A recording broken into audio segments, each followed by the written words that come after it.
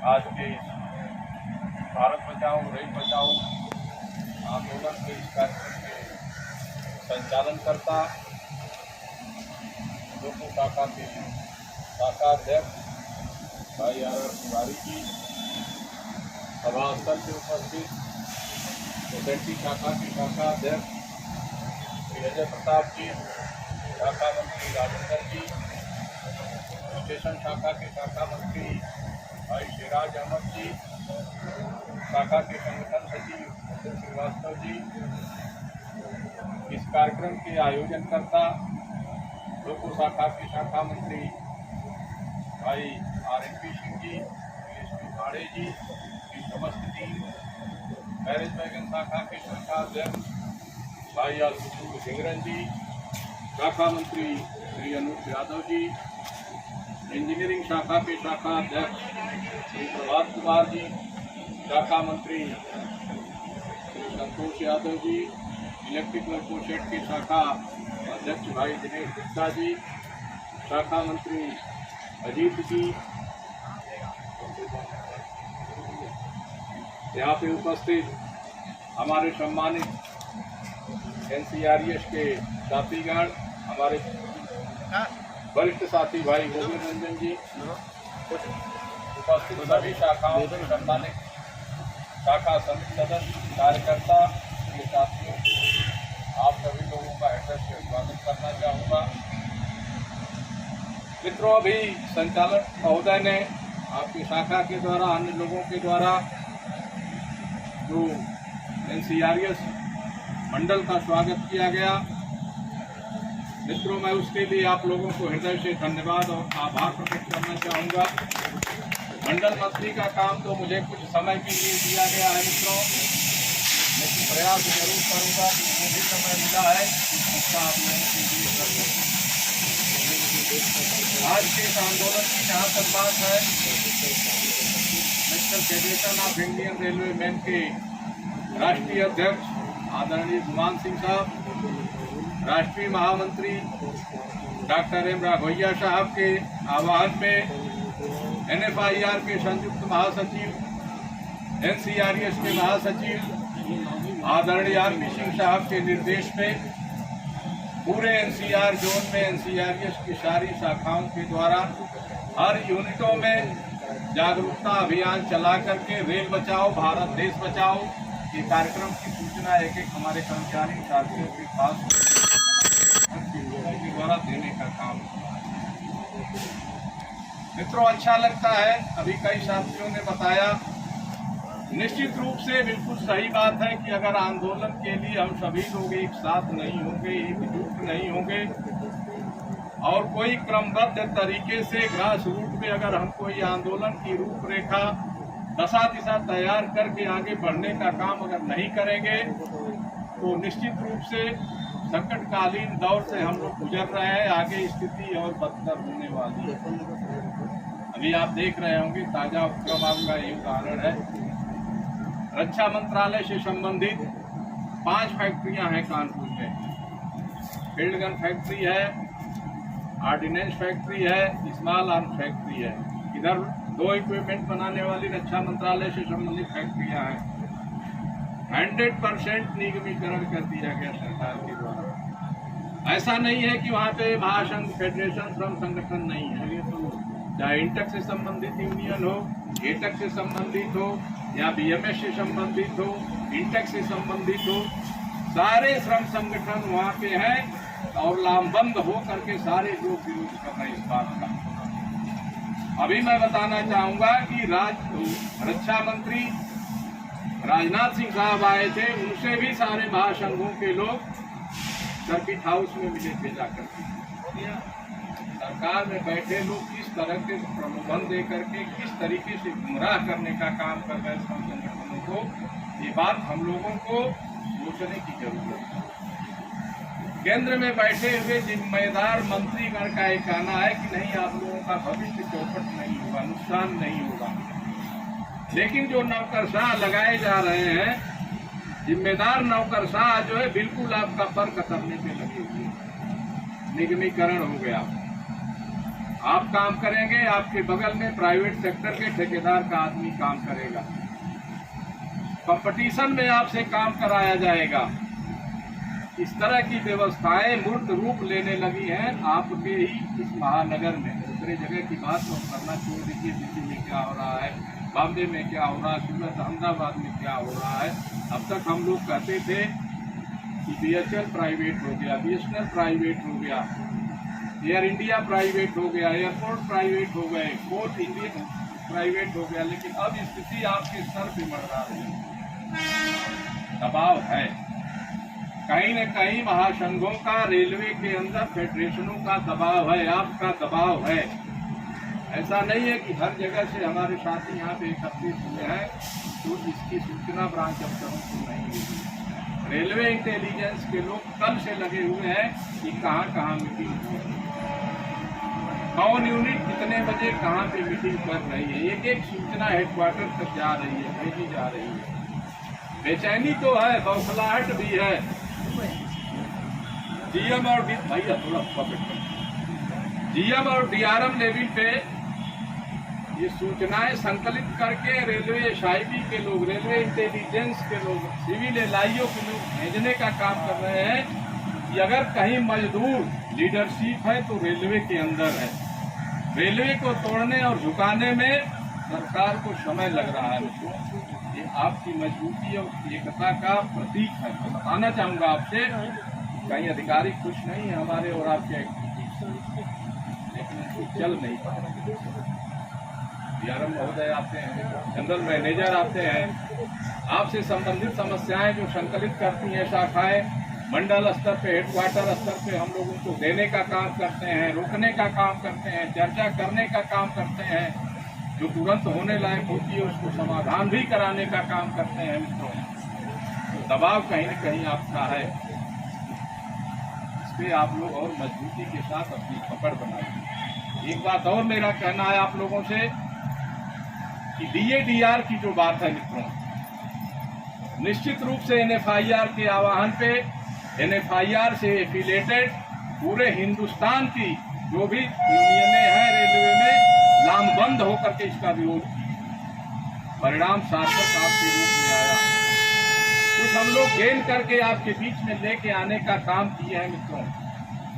कम से कम जो DA और DAR रोका गया था, सरकार ने चालू करने का काम किया। ये आप लोगों के बदौलत, आप लोगों के सहयोग से, आप लोगों के आंदोलित होने के कारण हो पाया है। लेकिन अभी इसमें आधा अधूरा लाभ आपको मिल रहा है, आधा अधूरा कामयाबी NFIR NCRS को भी मिली है। ये आप लोगों को सोचने की जरूरत है। JCM के माध्यम से NFIR के महामंत्री, राष्ट्रीय अध्यक्ष, NCRS के महामंत्री जी रेलवे बोर्ड तक आपकी जो समस्या उसकी सूचना पहुंचा चुके हैं कि कर्मचारियों में अभी जबरदस्त आक्रोश है इस बात को लेकर के कि जनवरी 20 से जो हमारा DA ड्यू था उसके एरियर का भुगतान हमें नहीं हुआ, तो हमें मिलना चाहिए। इस बात का संदेश दे चुके हैं कि जो 43,600 से ऊपर के बेसिक के कर्मचारी हैं, नाइट ड्यूटी चूंकि समय के प्रतिकूल, प्रकृति के प्रतिकूल जा करके हमें ड्यूटी करनी पड़ती है रात की, हमें नाइट ड्यूटी अलाउंस मिलना ही चाहिए, उसको रोकने का काम नहीं होना चाहिए। ये सारी जो समस्याएं आपकी हैं, NFIR NCRS लगातार दबाव बनाए हुए हैं। महामंत्री जी निश्चित रूप से हफ्ते में 2 दिन 3 दिन हेडक्वार्टर जाकर के GM महोदय, प्रिंसिपल चीफ पर्सनल ऑफिसर महोदय के पास बैठ के लगातार इस पर पत्राचार करके और नेगोशिएशन कर रहे हैं। उसी तरीके से NFIR के महामंत्री आदरणीय राघवैया साहब रेलवे बोर्ड स्तर पे आपकी समस्याओं को लेकर के चिंतन कर रहे हैं। मित्रों, जरूरत है हम लोगों को जागरूकता बना करके अपने इस संगठन को मजबूत करने की। बातें बहुत कुछ होती हैं, ये आलोचना का हम न मंच लगाए हैं न मीटिंग कर रहे हैं। हमारे साथी कुछ चर्चा कर रहे थे, मैं तो बस इतना कहना चाहूँगा साथियों, संगठन है अगर मान्यता में है, आपने उसको मान्यता दिलाने का काम किया है, उसको सम्मान की जगह पे पहुंचाने का काम किया है, तो श्रम संगठन चलाने के नाते उस श्रम संगठन के मुखिया से लेकर और छोटे कार्यकर्ता तक ये जिम्मेदारी है कि आपके हर छोटे बड़ी समस्या के प्रति उसकी जवाबदेही भी बनती है, जिम्मेदारी भी बनती है। और अगर कोई श्रमिक नेता अपने जवाबदेही और जिम्मेदारी से भागने का काम करता है तो मेरा आपसे यही कहना है कि आप उसको इतना दूर भगा दीजिए कि फिर मुड़ के आपकी तरफ देखने का साहस न करें। मित्रों, ये सोच आपको हानि ही करती है। मात्र कोरे आश्वासनों से, मात्र भाषणबाजी से श्रम संगठन अब चलने की स्थिति में नहीं है।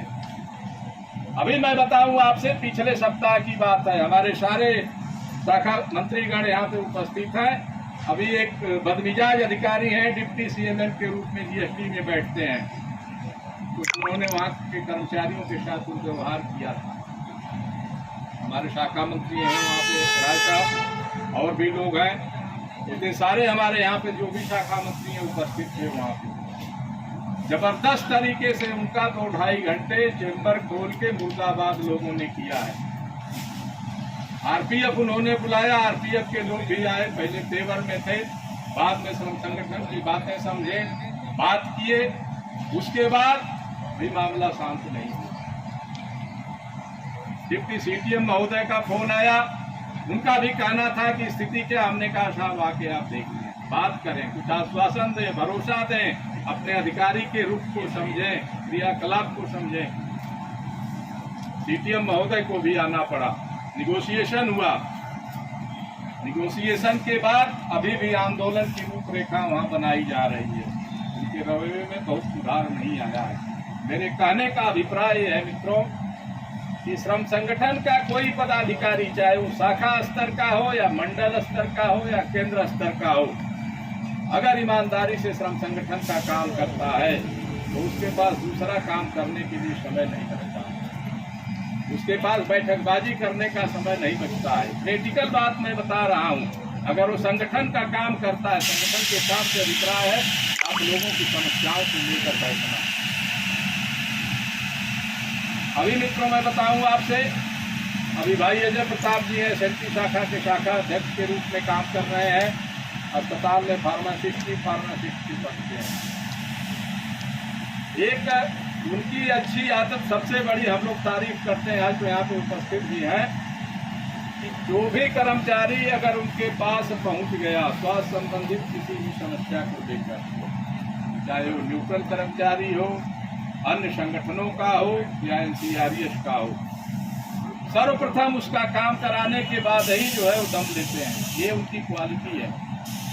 एक दिन मेरी चर्चा हो रही थी, बहुत प्रयास इनका भी सहयोग रहता है, एसएनटी शाखा का भी सहयोग रहता है, पहले भी रहा है, आज भी है, भविष्य में भी रहेगा, क्योंकि हम लोग एक टीम वर्क की भावना से काम करते हैं। मित्रों, जिस समय कोई भी यहाँ पे रेलवे पैनल पे अस्पताल नहीं था, हमें कहने में कोई संकोच नहीं है, एनसीआरएस ने एक आंदोलन किया था। उस समय ब्रांच सेक्रेटरी भाई गोविंद रंजन जी थे और जबरदस्त आंदोलन हुआ था, 10 दिन का आंदोलन हुआ था और आपको मिला था अस्पताल, कई अस्पताल मिले। आज मधुलोक भी आपके पैनल पे है, रेलवे के रिजेंसी का 5 जो यहाँ यूनिट है सब आपके पैनल पे है, मधुराज आपके पैनल पे है, भार्गव है, चांदनी है, कुलवंती है, सारे अस्पताल आपके पैनल पे हैं।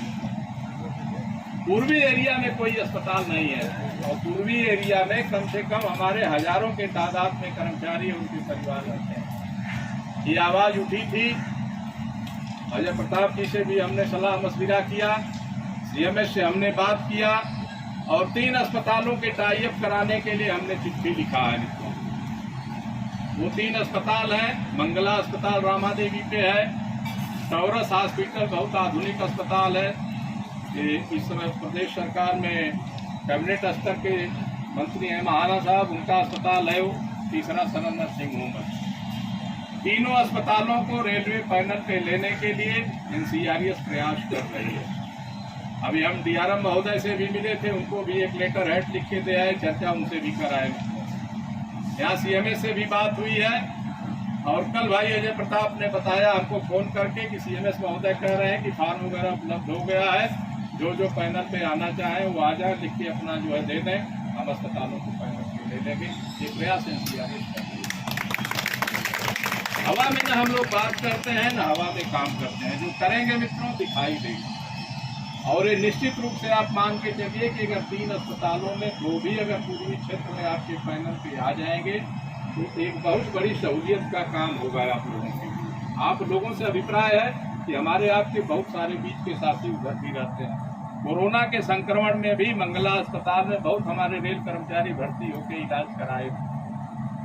तो एक ये प्रयास है। दूसरा प्रयास मैं बताऊं मित्रों, अभी 4, 5, 6 अगस्त को परीक्षा हो रही है।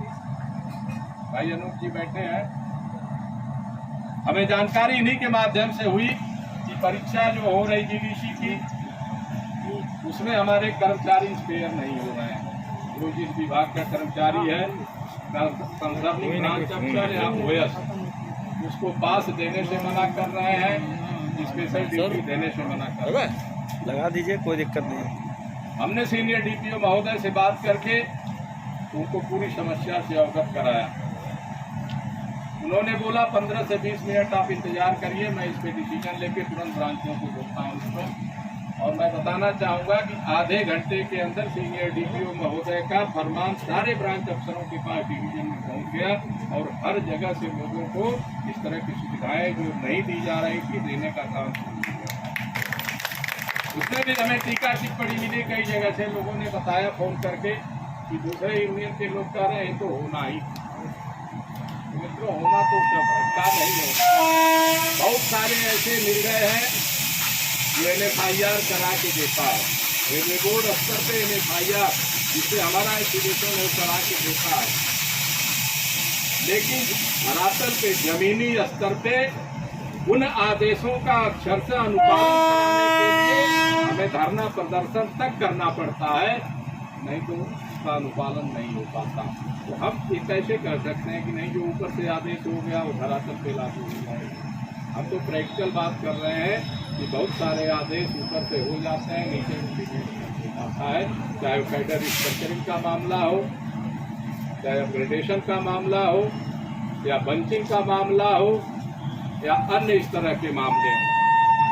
अभी कोविड-19 के समय में अभी आपके यहाँ भी भाई RNP सिंह और तिवारी जी के नेतृत्व में एक मीटिंग हुई थी कोविड के समय की। उस समय की मैं स्थिति बताऊं कि बंचिंग, कैडर स्ट्रक्चरिंग से संबंधित तमाम इस तरह के डिसीजंस NCRES में सीनियर DPO DRO से पत्राचार करके, निगोशिएशन करके, फोन पे बात करके कराने का काम किया। और स्पष्ट रूप से मैं कहना चाहता हूँ, हमारे जो दूसरे साथी इस तरह की बात करते हैं उसका कुछ रूप तो चाहिए। पत्राचार कर रहे हैं तो पत्राचार की कापी तो आपके बीच में चस्पा करनी चाहिए। इसलिए हम करते हैं, हमारे लोग करते हैं कि हम अक्षरशः उसको करें, कार्य रूप दें। सफलता भी मिलती है आप लोगों के प्रयास से। तो हम लोगों का तो प्रयास यही रहा है साथियों। अभी हम लोग आप लोगों की समस्याओं को लेकर के 25 अगस्त को मंडल रेल प्रबंधक कार्यालय पे एक बड़े रूप में आंदोलन की भी रूपरेखा बना रहे हैं। सारी ब्रांचों का उसमें विषय रूप चाहिए। RSO शाखा में तो मैं समझ रहा हूँ बहुत सारे हमारे नौजवान साथी दिखाई भी दे रहे हैं।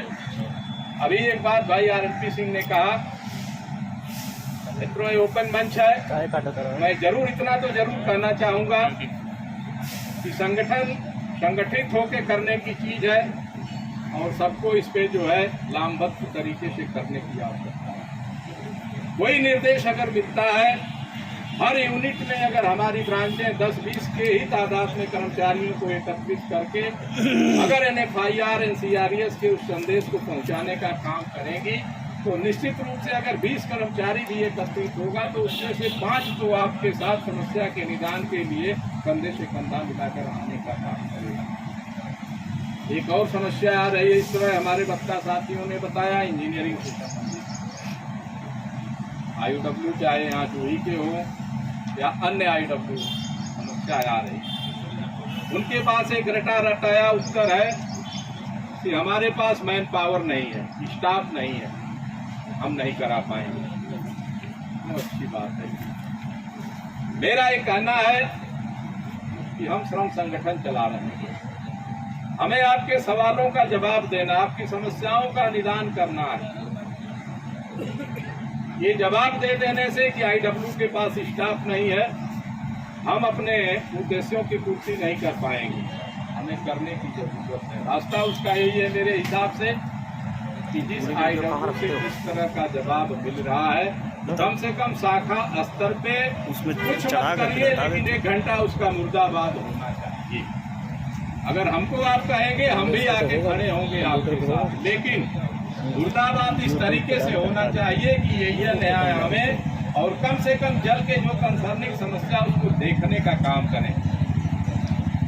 एक जज्बा पैदा करने की जरूरत है, एक आंदोलन खड़ा करने की जरूरत है कानपुर स्तर के मित्रों, इसलिए कि कानपुर का आंदोलन और संघर्ष के मामले में एक बड़ा अजीब इतिहास रहा है। जो भी हमारे पुराने साथी हैं, जहाँ पे हम खड़े हैं साथियों, मैं बताना चाहूँगा, हम लोग 88 से एक साथ काम कर रहे हैं, चाहे भाई RNP हो या तिवारी जी हो, SP पांडे जी हैं, हम लोग पुराने साथी हैं। और बहुत सारे संघर्ष, यहाँ तक कि पुरुषोत्तम वगैरह जो संचालित हुई थी उस समय गाड़ियाँ, उस समय RK भट्टाचार्य जी, स्वर्गीय भट्टाचार्य जी थे, उनके नेतृत्व में हम लोगों ने हफ्तों आंदोलन किया था कानपुर सेंटर पे, तब जाके कानपुर के ड्राइवरों को गाड़ी मिल पाई। यही आपके एरिया में कितनी बार झगड़ा, झंझट, बवाल, फसाद सब कुछ हुआ, चलता रहा मित्रों।